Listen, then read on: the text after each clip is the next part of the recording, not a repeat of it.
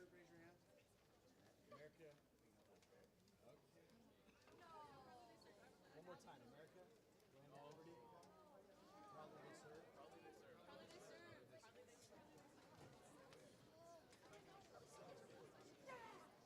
One, two, hop.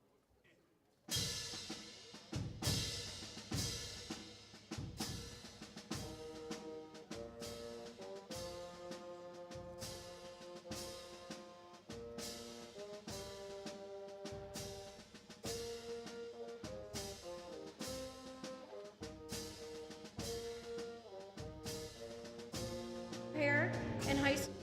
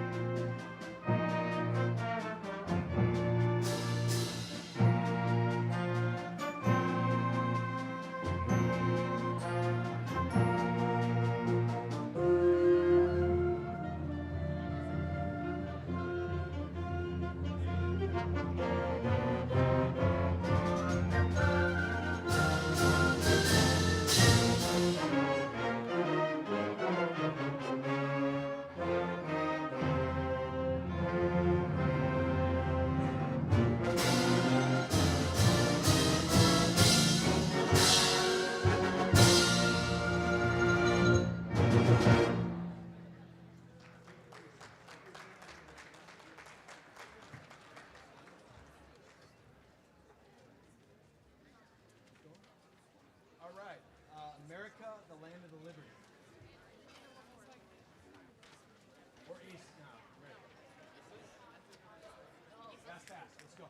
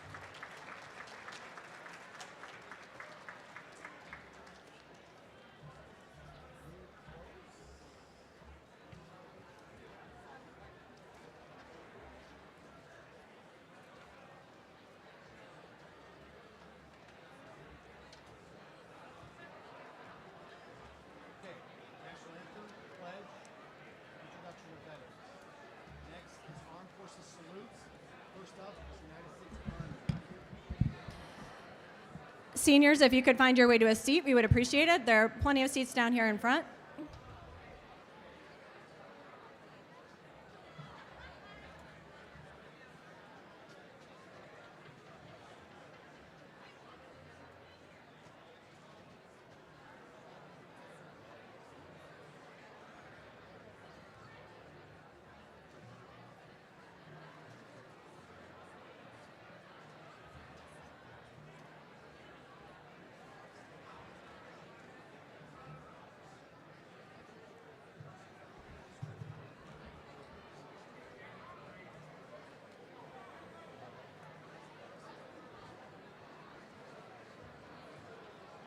Good morning, Red Hawks.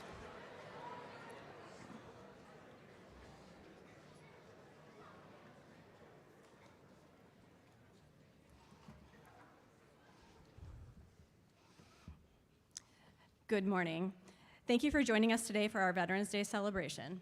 Today, we are thankful for our veterans and their service, and also thankful for the opportunity to gather as a Red Hawk community for this special occasion. To members of the class of 2024, I'd like to take a minute to appreciate this moment of all of us together in the same place. As one class, as there are just a handful of these opportunities left before you leave us. I would like to thank you in advance and thank students who are watching from homerooms for being fully present, paying our veterans the respect they deserve by putting your phones away, and giving our students and veterans involved in today's ceremony the gift of your attention. Originally celebrated as Armistice Day, November 11th was selected to be a day of remembrance and to honor veterans of World War I because although the war did not officially end until the Treaty of Versailles was signed, hostilities officially ended in 1918 at the 11th hour of the 11th day of the 11th month. In 1954, this national holiday became known as Veterans Day, a day to honor veterans who have served our country in all capacities and in all wars. Celebrating veterans on November 11th preserves the historical significance of this date and helps us remember the important purpose of Veterans Day, a celebration to honor America's veterans for their patriotism, love of country, and willingness to serve and sacrifice for the common good. I would like to thank Mrs. Figge and Mr. Boshensky and the student members of the Veterans Club who were instrumental in planning today's ceremony and will lead the introduction of our veterans and honored guests with us here today. To begin, please welcome Natalie Richards and Sergeant Charlie Vladica.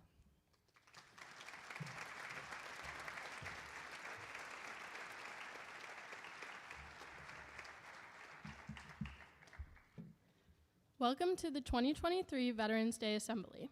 Today, we honor all those who have served and sacrificed for our freedom. Veterans Day takes on a unique meaning for each individual. Through hearing the stories of family members, friends, or veterans themselves who have served, it is important to recognize the hard work and challenges many men and women face willingly to fight for our country. I would like to thank every veteran who is sharing their time with us today. You have sacrificed for all of us sitting here, and we are honored to have this time with you so we can show our appreciation and celebrate you. Now, students, please show a warm welcome as U.S. Army Sergeant Charlie Vladica shares with us what this day means to him.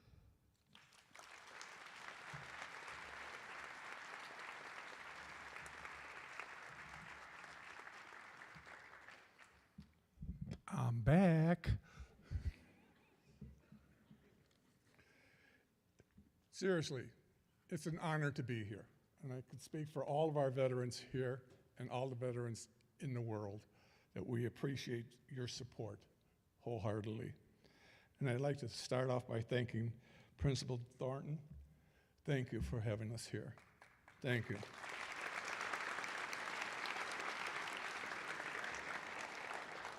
I'm Charlie Vladica. I'm a Vietnam veteran. I served 14 months in Vietnam in combat. I was a tank commander, trainer, weapons instructor, and I also was a drill instructor, DI. You'll get to know me more of that later. But to begin, what is it like to be a veteran? Well, you're seeing this right now with my co-veterans here, and in my family, and even at our VFW American Legion post. I just came from the Vietnam Wall that we just put up this week. I was there at 5:30 to start this morning. That is my tour of duty out there all week. And I'm telling you, why and how do I think I want to be a vet? I look at that wall. Over 58,000 names on there from Vietnam alone. Korea had over 30,000. It goes on and on and on. And it's just something that it's duty, honor, and country. And those are not just trite words. I was drafted. I have a fine arts degree. I spent 14 months in Nam. I have no regrets. Somebody says, would you go back? I said, in a heartbeat. Not for the combat, but for the camaraderie of my fellow veterans. That is something that you probably experienced through your high school here, and as you go on in life, and you'll be making friends more and more. So, my duties, like I said, was drill instructor. Now, I'm going to sidestep here for a minute. I did it last year, and I'm very proud to do it. When I say good morning, I want you to repeat back to me. Good morning. Good morning. Oh, for God's sakes, I can't hear you. Good morning. Good morning. Now, on that note, I am so enamored with your school orchestra and choral. They are the best. Now let's give them a big hoorah! I still can't hear you. They're the best. They're the best. This is some a jewel that you have. They are great. All right. A veteran. I was what others did not want to be. I went where others did not want to go and did what others failed to do. I asked nothing from those who gave nothing and reluctantly accepted the thought of eternal loneliness should I fail. I have seen the face of terror, I have felt the sting of fear, but most of all, I have lived times best forgotten. At least I am able to say I am proud what I am. I'm a veteran who served his country. Yeah.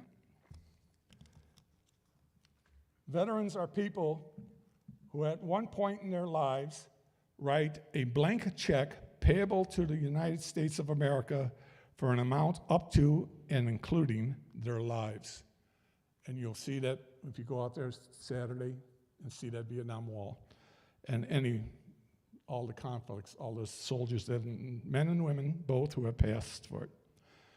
Here's something I find very interesting. It's so pertinent throughout the history of our country. America will never be destroyed from the outside. If we falter and lose our freedoms, it will be because we destroyed ourselves. And how pertinent is that today? We veterans have taken an oath to defend our country and defend the Constitution of our country from foreigners and domestic alike. And we are going to stand tall and stand firm to make sure our country stays the greatest in this world. We shall pay any price, bear any burden, meet any hardship, support any friend, oppose any foe, to assure the survival and success of liberty. John F. Kennedy. Our former president who was assassinated.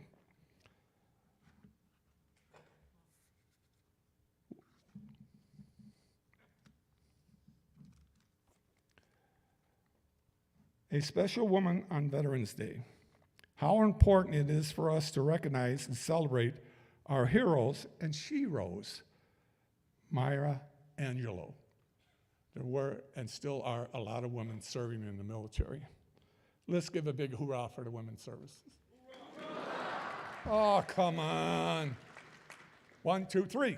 Hoorah! Better. Excellent, excellent.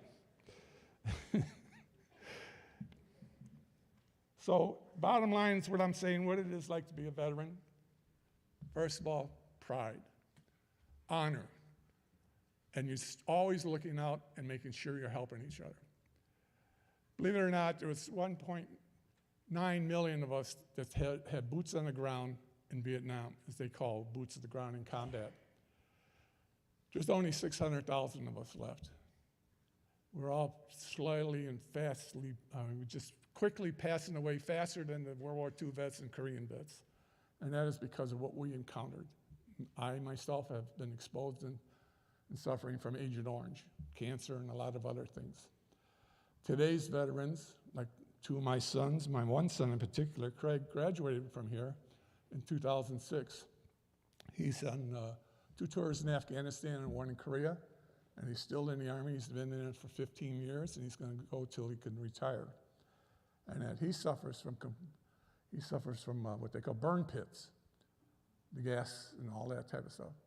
So, yes, there's hazards and challenges being in the military, but there's also extreme benefits from doing it, and that you will always have a comrade. And our duty as living veterans is to make sure those coming behind us and in front of us are taken care of. As you well know, if you haven't, this is a true fact. Veterans today are passing away about 22 a day, a lot of suicides. And we're out trying to stop that and fight it. It's a lot of stress, but we want to make sure that they understand that the rest of us, we're here for you.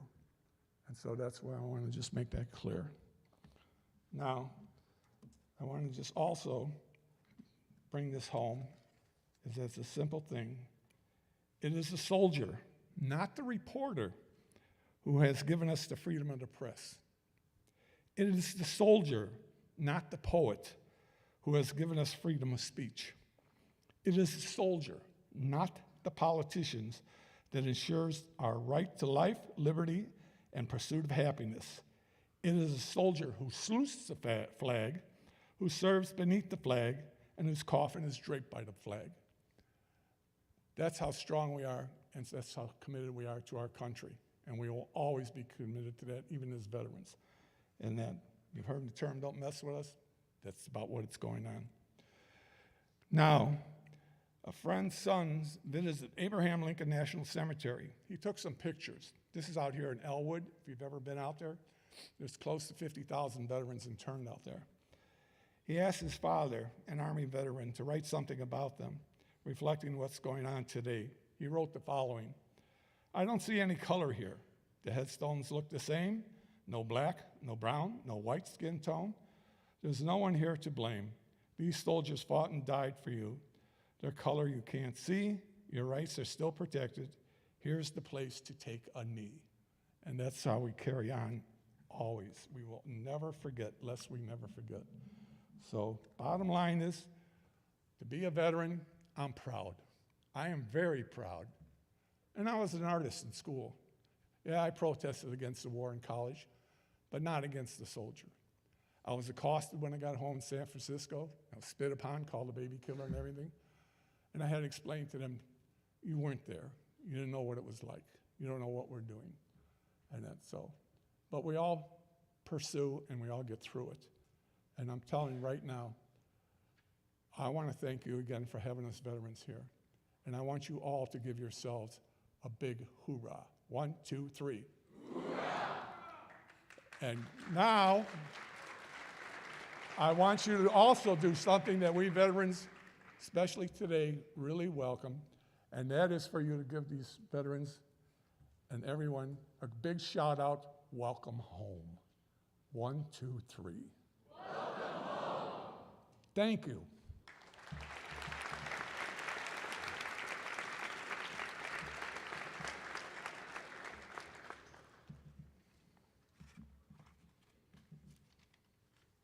Thank you, man. Good boss.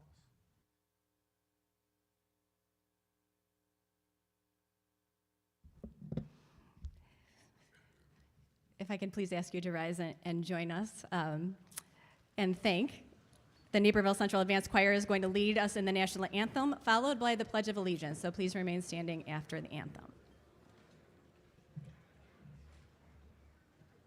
Oh, say, can you see by the dawn's early light what so proudly we hailed at the twilight's last gleaming, whose broad stripes and bright stars through the perilous fight o'er the ramparts we watched were so gallantly streaming, and the rocket's red glare, the bombs bursting in air, gave proof through the night that our flag was still there. Oh, say does that star-spangled banner yet wave o'er the land of the free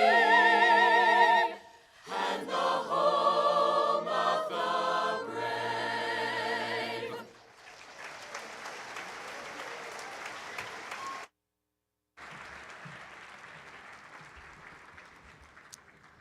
Thank you. Please join me in welcoming Bridget Shannon and Maria Biggers, who will lead us in the Pledge of Allegiance.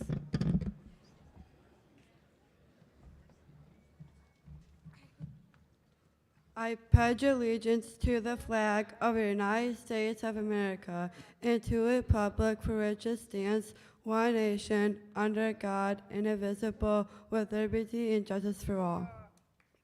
Well done. Thank you. You may be seated.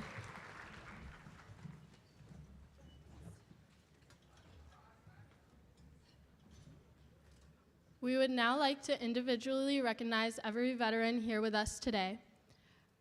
Veterans, please, when we call your name, feel free to stand up or raise your hand so we can recognize you. And please hold your applause until the end of each branch.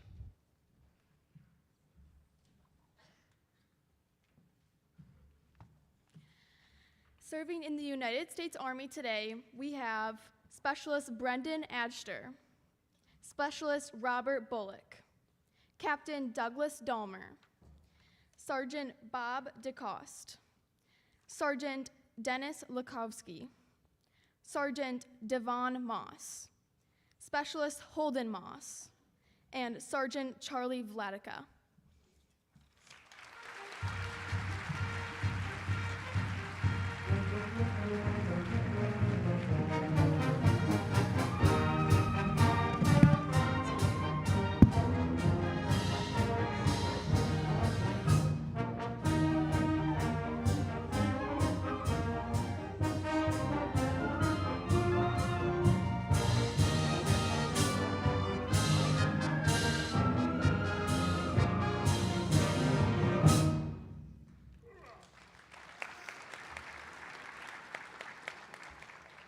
Serving in the United States Marines, Gunnery Sergeant Jeanette McKinnon, Corporal Jason Fitzgerald, Corporal Erica Katz, Corporal Devin Moss, and Sergeant Michael Semix.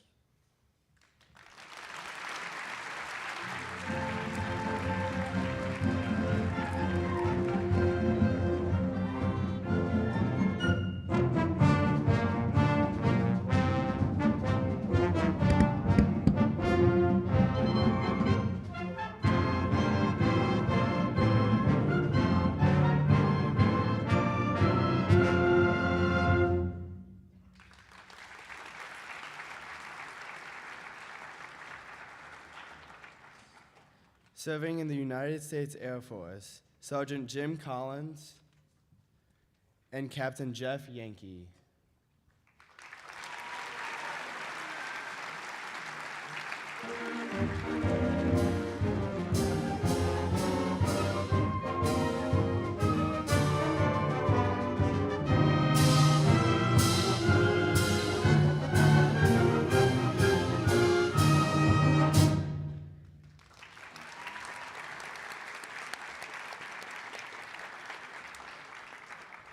Serving in the United States Navy, Captain Dick Jensen, Lieutenant Lou Luttrell, Hospital Corpsman Bill Salentine, Petty Officer Joseph Francis Green, Sr., Petty Officer Joseph Noonan, Photographer's Mate Joe Green, Petty Officer Lou Kelso, and Petty Officer Jack Person.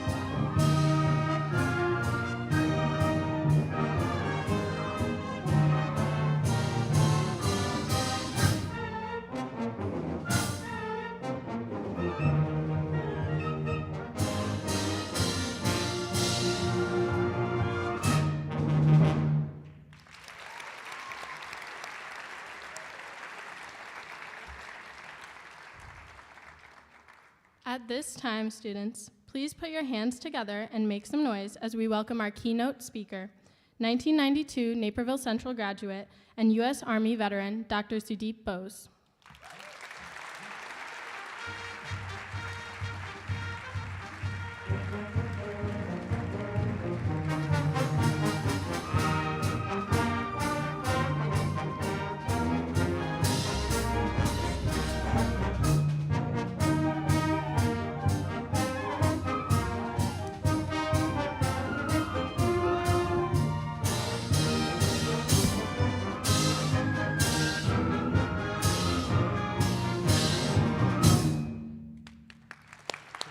Emergency physician, professor, entrepreneur. Story of former U.S. Army Dr. Sudeep Bose. Dr. Sudeep Bose. Dr. Sudeep Bose.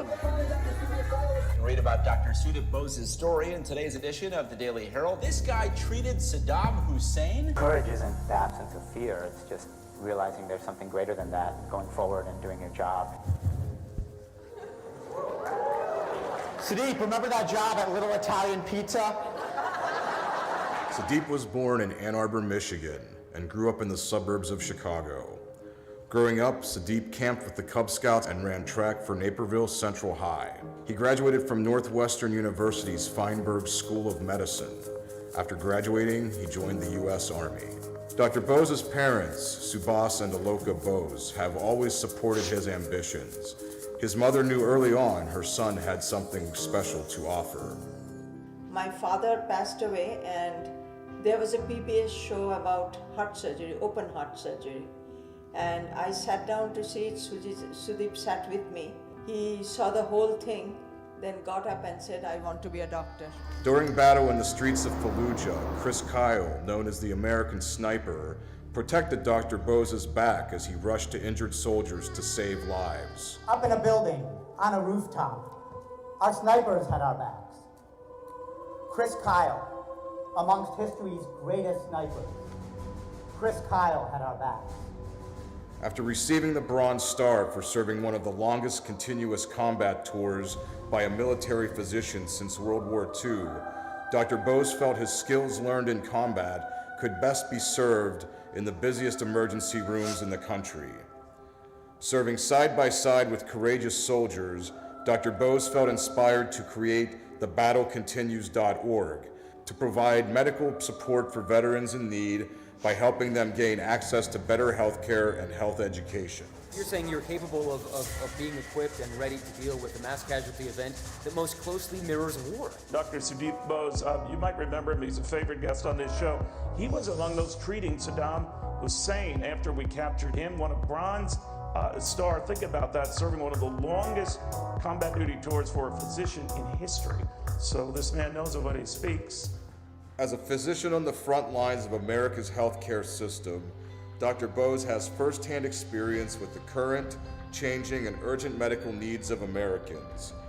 His vision is advancing healthcare for all by educating the public as a professor and public speaker, authoring a leading textbook in emergency medicine, continuing to inform the public through various media outlets, and waging a war on increasing healthcare costs by providing revolutionary solutions. Because even when the chaos of war or the emergency room subsides, the battle still continues to have a better understanding of our most valuable possession, our health.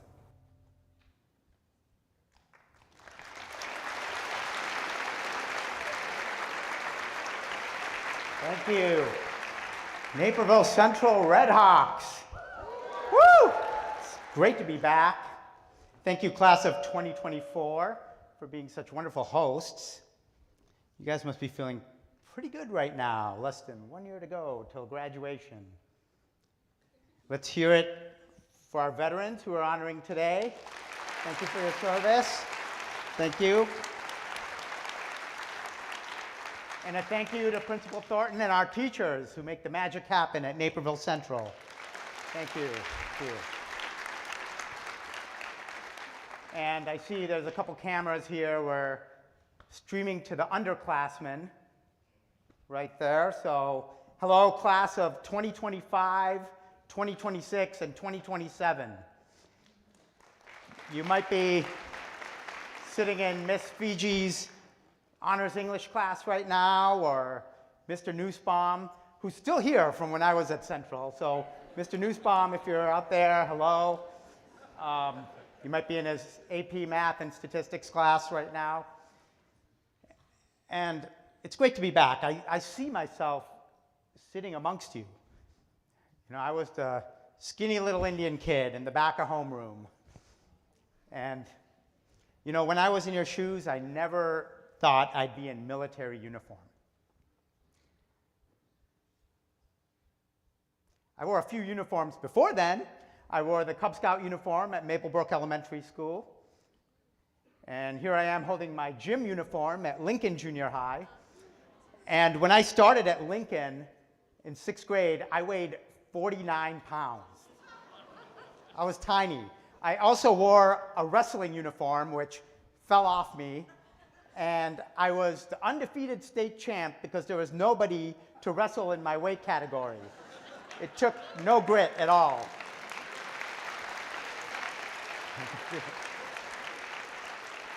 I think I wrestled like a hamster once. I wore the Naperville Central uniform proudly, the cross country and track uniform, and I have some of my colleagues who wore the same uniform, and some teachers and coaches. Thank you so much for coming. And while at Naperville Central, I wore the Taco Bell uniform on 75th and Rickard. And sometimes when you're serving in uniform, you get in trouble. I got in trouble for putting too much cheese on the tacos. I got demoted from the cheese line, and my boss is like, "Where are you from, Wisconsin?" And I also worked at Little Italian Pizza on 75th and Bailey. I was the doughboy. Woo! Great pizza.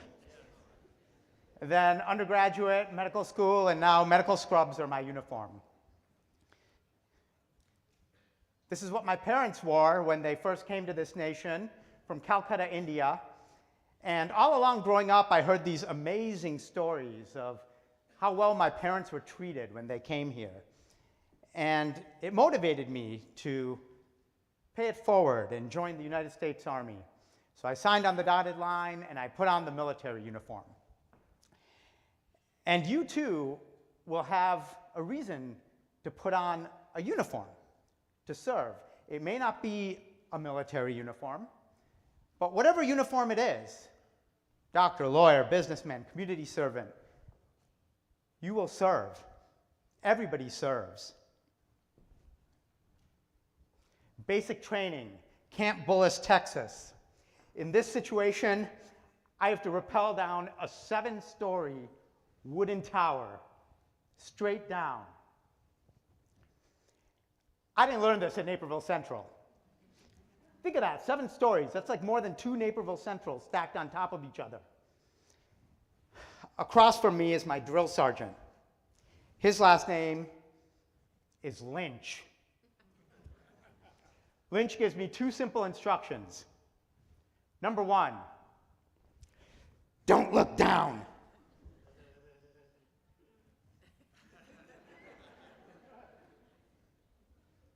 I couldn't help myself.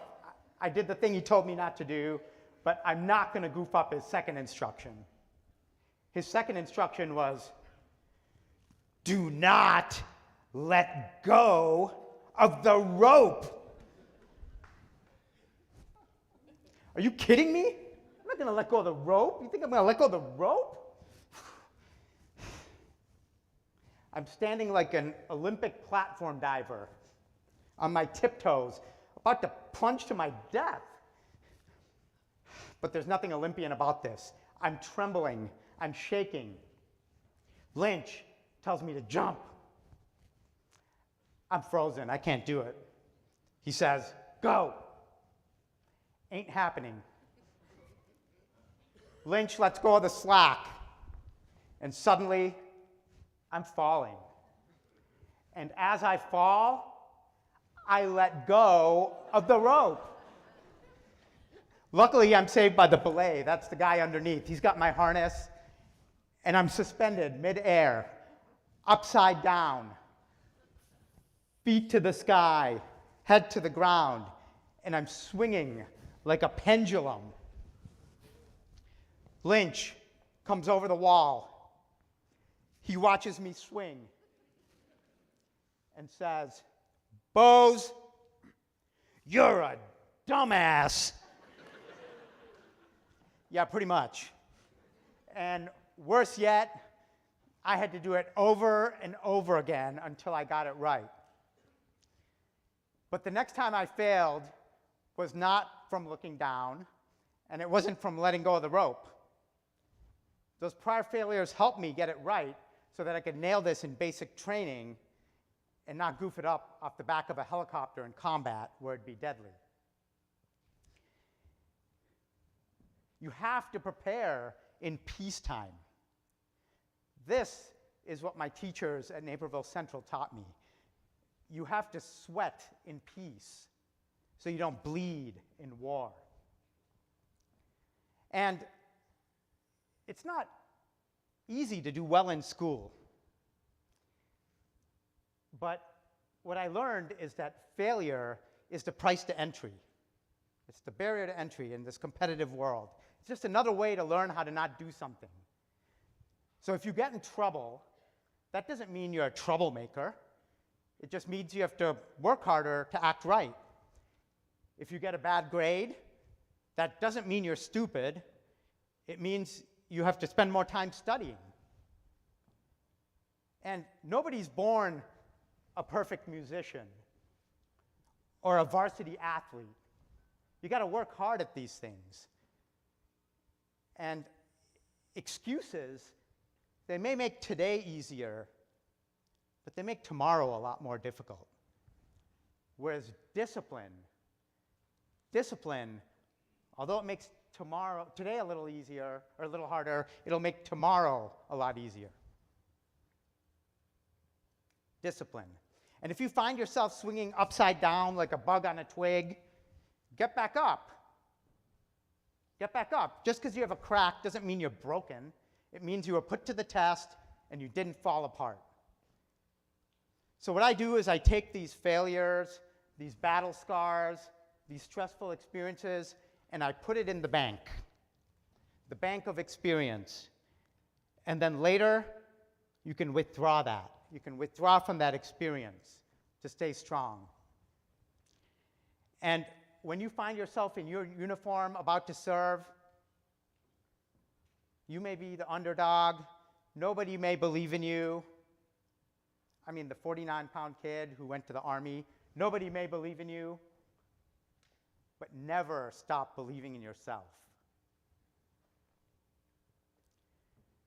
I couldn't believe how our world changed a few years after Naperville Central. The Twin Towers came down, and all of a sudden it meant our nation is going to war. Going to war is just a homework assignment in Mr. Bashensky's AP US history class. War isn't supposed to be real. So the homework you're doing right now may not seem relevant, but you don't know how your world is going to change. And you have to be ready when your time comes. Because soldiers, they don't choose to go to war. They do their duty when they're called upon. And for me, this meant going to the streets of Iraq to take care of wounded soldiers and Iraqis and women and children. And the streets of Iraq, they were a lot different than the streets of the Riverwalk in Naperville. Very volatile. Go, go, go! Go, go, go! Go! Go, go, go! Go! Big one. What's the VW? Got it. There's more coming. More on the route. This made me see things from a whole new lens, a whole new perspective. I was used to hospitals with shelves of supplies and bags of blood to transfuse into people. Sophisticated hospitals like Edward Hospital here in Naperville. I was used to hospitals with lots of doctors who told cheesy jokes, not just one. And I practiced fairly comfortably as ambulances came to us. And then all of a sudden in Iraq, I find myself inside this ambulance, cooped up in this armored 577 tracked vehicle with metal wheels and a chain track around the wheels, jostling to the next section of Baghdad or Fallujah. And then the door would open, and we'd hop out like a frog hopping out of a blender. And then we'd find ourselves on the front line. So by front line, I mean forward to the hospital. Think of our first responders, our ambulances, our paramedics. And, you know, sometimes you have to see things through a different lens in a difficult situation. The number one cause of death on the battlefield is hemorrhage or bleeding to death. So the soldier gets injured and simply bleeds to death, before they make it back to the combat support hospital. And on the front line, you can imagine that it takes a lot to save a life, but all we had was one backpack. One backpack. How the heck are you supposed to save everybody with one backpack? But in that backpack, we had one valuable item, one miracle device that saved thousands of lives. And that was a tourniquet. A simple tourniquet. It's a piece of cloth that you tie above the injury and prevent that bleeding. This is Jeff. Jeff suffered a horrible injury in war. He lost his right leg, and he's a photographer. He's from Michigan. Great guy. We tied a tourniquet, we saved him, and later, you can see his prosthetic leg there, I asked him, you know, what was it like to lose your leg? Must be gruesome and horrible. And his answer shocked me. Jeff said that he was grateful. How can you be grateful for losing your leg? Jeff was grateful for the advances in medicine because he knew in prior wars he wouldn't survive. And he was grateful for all those who served in the military and in the non-military civilian sector who helped save his life. And because we could tie tourniquets on soldiers like Jeff and stop that bleeding on the front line, remember, you hop out of that vehicle, reach in that backpack, tie that tourniquet. He would have a 97% survival rate if he made it back to the combat support hospital. And sometimes you wish you had everything in your backpack, but you don't. It's limited. It's no fair. That guy has the latest and the greatest. And sometimes some have an easier time, and you have to work harder to catch up to them. And you're the underdog. But it takes ingenuity to work within limited supplies and overcome insurmountable obstacles. And after Naperville Central, you will find your field of service. And you'll fight wars. It might be a quieter war, but however you serve, whatever uniform you're in, you'll have that American spirit to serve a cause greater than yourself. And if you can figure out what you need in that backpack, and you can figure out what your bleeders are, and what that miracle tourniquet item is, you're going to change the world.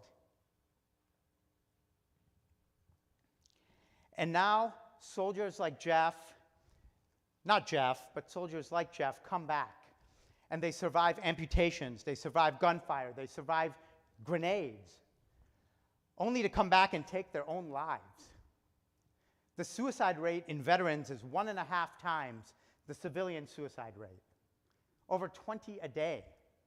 And we call this PTSD, post-traumatic stress disorder. But in order to solve this, we have to understand it. This is not a disorder. Stress is a normal bodily reaction that helps human beings survive and thrive. You certainly feel stress before an exam or before a deadline. That's normal. Think of our ancestors on the campground. You want to react lightly to noises. You want to awake easily to what can eat you. You want to have nightmares and flashbacks to what can kill you. You want to be angry because it predisposes you to fight, or depressed because it pulls you out of circulation for a bit. This is normal. Stress is normal. It's post-traumatic stress, not post-traumatic stress disorder. Drop that D. And it doesn't make sense to me that we take this and we blame it on the soldier. We pin it to the soldier and say, oh, you saw something traumatic, so you have post-traumatic stress. It doesn't make sense to me because it occurs in soldiers who never even saw combat. And it occurs in soldiers 30 years later, like our Vietnam veterans. Our Vietnam veterans were treated horribly when they came back. There was no thank you for your service then. They would come back and they'd get spit on. So what this is, I think, is we're dealing with a post-traumatic isolation disorder, where the soldier comes back and he becomes more and more isolated, withdrawn, and people don't understand what he's been through. He doesn't quite fit in. And this is where we can help as a Naperville Central student body, whether it's a simple thank you for your service, buying the veteran a coffee, or throwing an incredible event like this to honor our veterans. We solve this by reaching out our hand. And the reason I bring up mental health is this is not just an issue with soldiers and veterans. This is an issue with college students. 7% of college students have a suicide plan. And it's a similar percent in high school students. So let's say we have 1,000 people in this auditorium. That's 70 of us with a suicide plan. And our underclassmen, hope you're still with us, if you take all our underclassmen, that's 280 of us. Right? Stress is a normal bodily reaction. But the concept is the same. You're facing all sorts of stress as students, but we have to prevent that isolation, whether it's helping someone who's being bullied, or someone who made a bad decision at a party and went down, or someone that you used to be friends with, maybe you're not as close, but they need help. Tell a fellow student, tell a teacher, you can help them. Reach out our hand. Because challenges without support are discouraging and stressful. One challenge I found was having people see things from the right perspective. After we saved a life on the battlefield, people would come up and say, "Doc, you saved that patient's life." But that's their perspective. That's not the reality. The reality is it took everyone. It took the medics. It took the person carrying the stretcher. It took the person flying that helicopter. It took the person who filled the fuel on that helicopter. None of those jobs are any less important.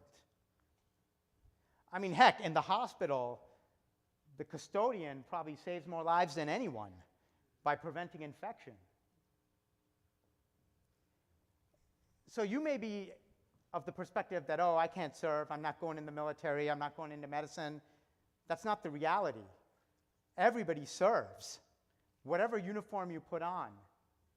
If you're, after Naperville Central, providing a service or creating a product and getting paid for it, you're serving. If you're helping a family member in need, you're serving. Everybody serves in some uniform. And it doesn't matter if you're not from money, or you're not popular, who your friends are, if you're not fashionable, if you're an outcast, if you're that skinny little kid in homeroom. Service is the ultimate equalizer. And service is cool, even if you don't go viral and get known for it. Those unsung heroes are the best. Here's a couple unsung heroes here. This is Brock and Christina. So Brock, nicest guy, Army veteran, bunch of tattoos. He'd get the shirt off his back for you. And he's sporting a new back and a new ankle from his war injuries. Also injured his arm here. And his wife, Christina, is a Navy veteran. Always has a smile on her face. And like many of our veterans, when they came back from combat, they found themselves homeless. Because these veterans have great leadership skills, but if you're a gunner or a tanker, it doesn't quite correlate when you come back. So they find themselves homeless. And I asked them, wow, what was the best gift you received when you were homeless? How can someone like us help you? And their answer shocked me. They answered in synchrony. The best gift they received was a blanket a simple blanket. Our perception is that it takes so much to help these veterans, but the little things really matter. Those little things make a big difference. And whether it's a simple hello, a small act of kindness, a simple gesture, and you may think, oh, I have to wait till I make it. You don't have to make it. You can start right now. These little things really matter and make a big difference. You don't have to wait till you're successful or you've made it. Some of us will join the Army, but others, all of us, I think we have an inner army. An inner army of imaginary soldiers inside us. They're friendly soldiers that help us fight stress, those chemicals of stress, and help us find that grit. And that inner army has a physical, a mental, and an emotional component. And in my experience, sometimes the mental and the emotional component are the hardest. One time I really struggled with that was with my friend Chris. Chris and I, we were in Baghdad, Iraq together. We were deployed and we were having breakfast one morning. Toast, bacon. Chris was a great guy. He's basically tall, dirty blonde hair, quick to tell a joke, cigarette in hand. I'd always tell him, dude, don't smoke, it's bad for you. And we were having breakfast across from each other, eggs, bacon, toast, and he's telling me about his newborn son, who he hasn't met yet because he's deployed in Iraq. And we finish our breakfast and we go about our duty. And later that afternoon, I'm called to a patient on the sidewalk. I get to the scene. It's a patient lying in a puddle of blood. Tall, dirty blonde hair. Oh my gosh, it's my friend Chris. He's been shot. Put on my stethoscope, listen for breath sounds. None. No pulse. Pupils fixed, dilated.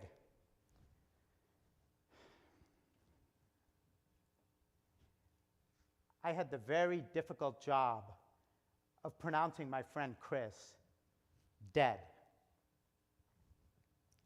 I just had breakfast with him. And worse yet, my next patient was coming. This guy. Anyone but this guy. My next patient was the enemy insurgent who shot Chris.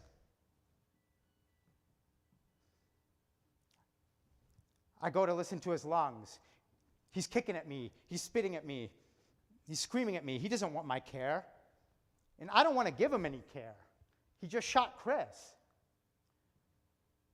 But I'm forced to, because he's now a detainee under US forces.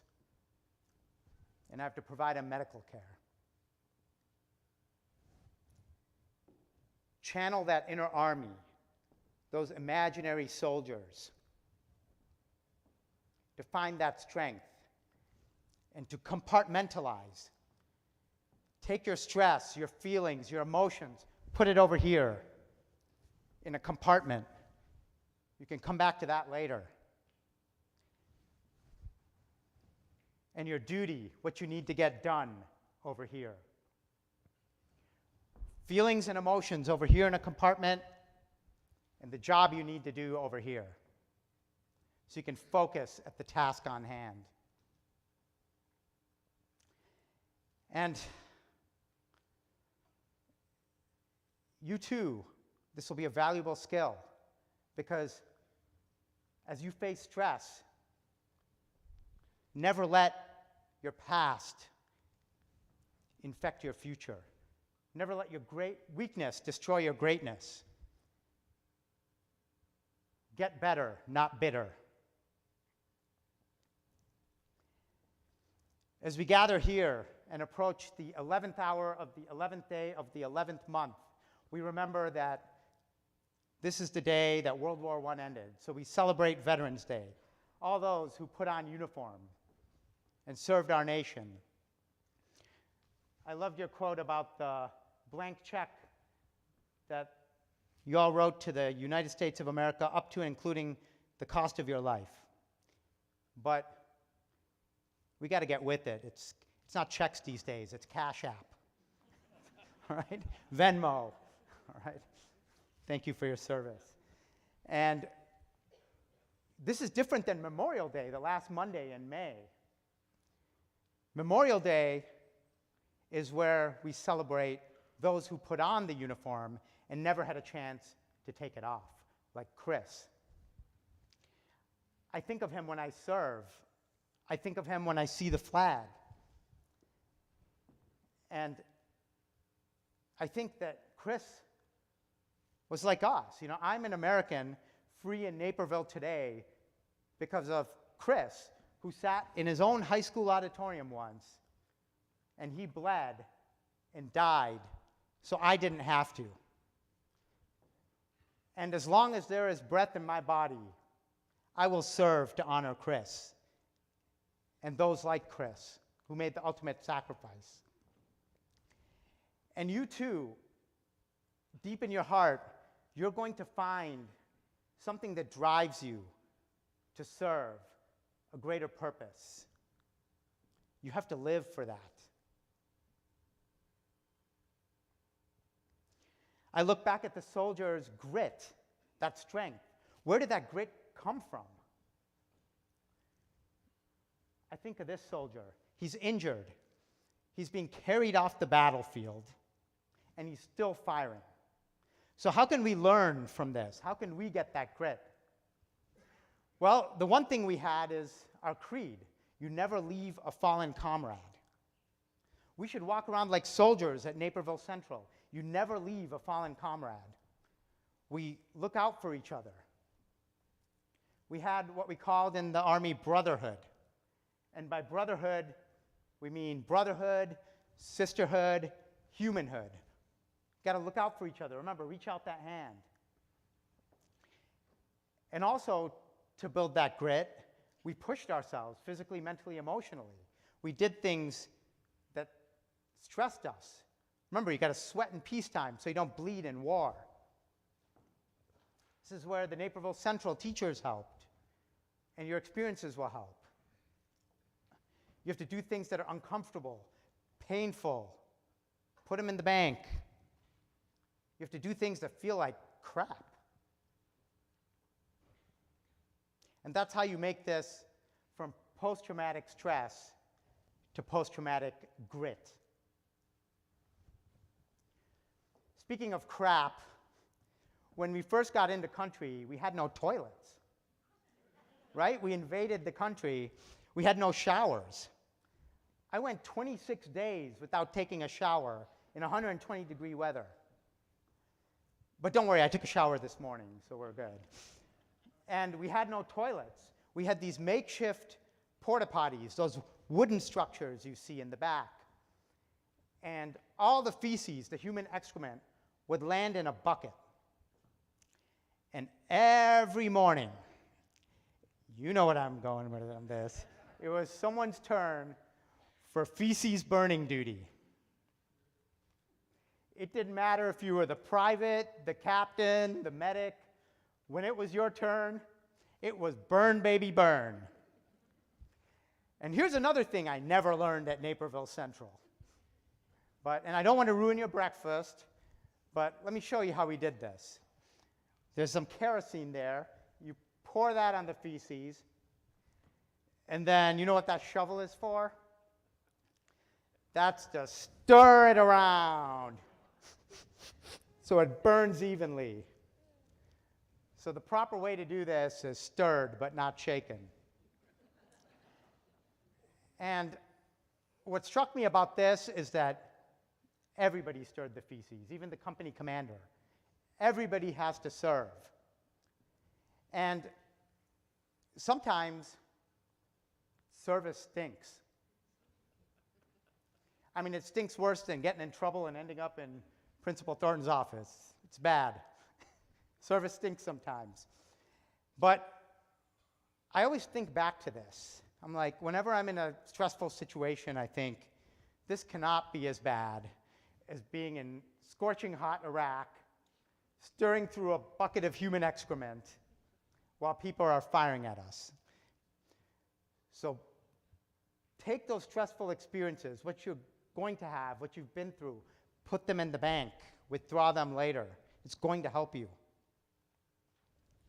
And after you leave Naperville Central, life throws a lot of feces at you at times. Stir through it. It'll be okay. One time, I had to keep my inner army at its strongest was when a particular patient was coming. The blades of a copter whipped hard. He was coming. The area was cleared. A few key personnel remained. The stiff landing of the copter shook me. 6 men exited aside an elderly man in a wheelchair, blindfolded and restrained. The wheelchair approached. Mid-60s, disheveled, salt and pepper beard. The guards, they untied his blindfold, they undid his restraints, and he stood. I looked up to a man standing 6'1", a man responsible for the death of thousands of people. I looked up and saw a man who'd been on the run for months and who'd ruled a country into ruin. And now he, Saddam Hussein, the former president of Iraq, was my next patient. He looked at my weapon. He muttered something in Arabic. I looked at the guards. They said nothing. I feel the pressure. Of course I do. But no time to be nervous. The US made the critical decision to go after Saddam Hussein. And now it was my duty to provide him medical care. Naperville Central Redhawks, the next time you look up at your problems, whether it's being overscheduled with an upcoming deadline, a difficult person, or struggling to figure out the next best steps for your career, remember, you have an inner army. Use those imaginary soldiers. It'll help you serve a cause greater than yourself. Because remember, everybody serves in some uniform.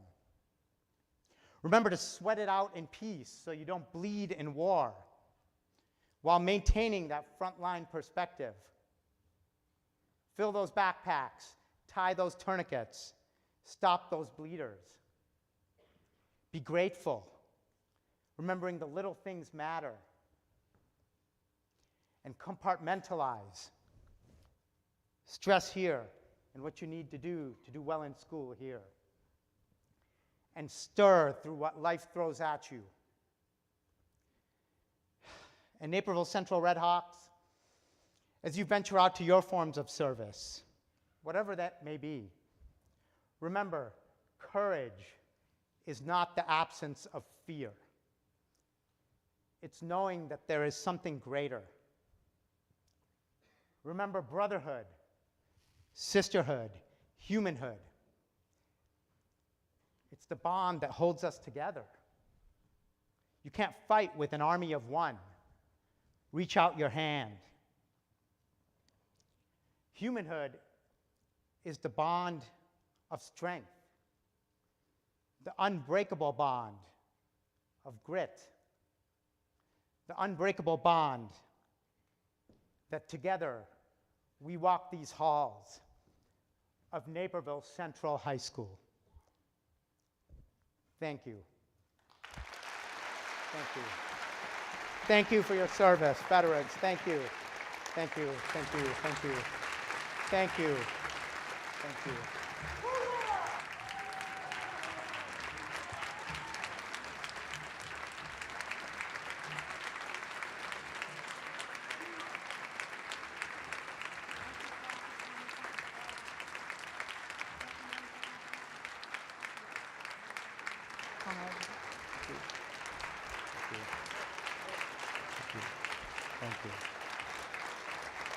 Thank you. Thank you. Thank you for your service. Thank you, Jack. Thank you. Thank you. Thank you. Thank you, Dr. Bose. Thank you for that powerful message that is so relevant for us today at Naperville Central. And we're proud you're a Red Hawk and grateful for your service. In addition to members of our Veterans Club and the student performers that made today's ceremony so special, I'd like to thank Mrs. Rudum, Mr. Alstead, Mr. Estes, Mrs. Mielkart, Miss Berryhill, Mr. France, Mr. Golson, Mrs. Longpiper, and our Hawk TV team for everything they did that went into the planning and the preparation for today's assembly. Again, thank you to Mr. Broshansky, Mrs. Figge, and the Veterans Club. Most importantly, can we please have one last round of applause for our veterans?